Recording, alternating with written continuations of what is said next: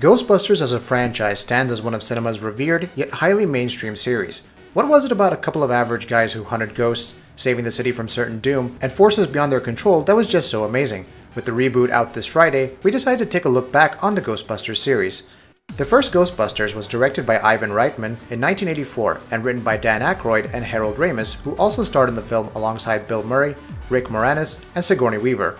The story started out simple enough. Three parapsychologists, Peter Venkman, Egon Spengler, and Raymond Stantz, who research all manner of paranormal happenings, lose their jobs at Columbia University and decide to open their own ghost hunting business. After capturing their first ghost and hiring Winston Zeddemore, the story veers into full-on demonic possession, hauntings, and a giant, stay-puffed marshmallow man.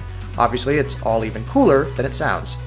Produced on a budget of $30 million, Ghostbusters became a monstrous, pun intended, success, earning $295.2 million at the time. It's funny when you consider that Aykroyd's original concept for the film involved a group of ghost fighters who traveled across dimensions and used wands. From there, the concept evolved into something grounded deeper in reality. For all intents and purposes, despite the paranormal leanings, the Ghostbusters relied on rudimentary science tools and their wits to capture ghosts. Much of their equipment, namely the proton packs and trapper, was high-tech, but unstable. The crew operated out of an abandoned firehouse and drove a makeshift Ghostbusters mobile known as the Ecto-1. Nevertheless, their chemistry, augmented by Bill Murray's deadpan comedic timing, the down-to-earth nature of the heroes, and the excellent script, would cement the franchise's legacy in history. Obviously, that meant a sequel was greenlit. Ghostbusters 2 would release in 1989 and featured a $37 million budget.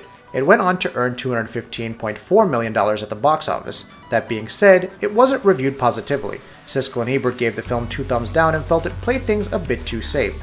It was later revealed that Columbia Pictures wanted a sequel, even though the original director and writers weren't exactly comfortable with the same. Regardless, the film, which saw the Ghostbusters split up in the beginning and reunite to battle the tyrant Vigo, saw great success. Ghostbusters as a film franchise didn't really evolve beyond this point. In 1990, Aykroyd had written a script for Ghostbusters 3, but the film itself failed to really get off the ground. A modified version of the same was used as the story for Ghostbusters the video game released in 2009, and over the years, talks of the third film would continuously come up, but nothing concrete ever resulted from the same. Following Harold Ramis' passing in 2014, Ivan Reitman was eventually taken off the third film and remained as a producer, with various other directors turning down offers to join. Interestingly enough, it was back in 2012 when Reitman talked about the third film being a possible remake. Since the introduction of the first film till now, there have been numerous attempts to capitalize on the Ghostbusters franchise. The real Ghostbusters cartoon began in 1986 and went on for 140 episodes across 7 seasons. A sequel show called Extreme Ghostbusters, featuring a new cast of characters, primarily college students led by Egon, would arrive in 1997 and ran for 40 episodes. Various video games in the franchise would be released, including a recent release for the PS4, Xbox One, and PC that also features a completely new cast. The new Ghostbusters film was announced in 2014, with Ivan Reitman as producer and Paul Feig of Spy, Bridesmaids, and The Heat fame in the director's chair.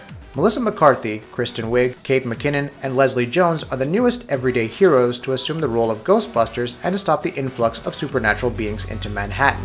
Initial impressions for the first trailer, which debuted in July 2016, weren't very good. It eventually went on to become the most disliked film trailer on YouTube. Nevertheless, preliminary reviews as per Metacritic indicate mixed or average ratings.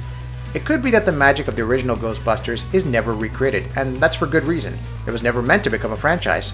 While the new Ghostbusters may signal a brand new start, we'll still have the memory of an unlikely group of heroes who took Manhattan and the world by storm. What are your thoughts on the Ghostbusters franchise and the upcoming reboot? Let us know in the comments, and we'll see you next time.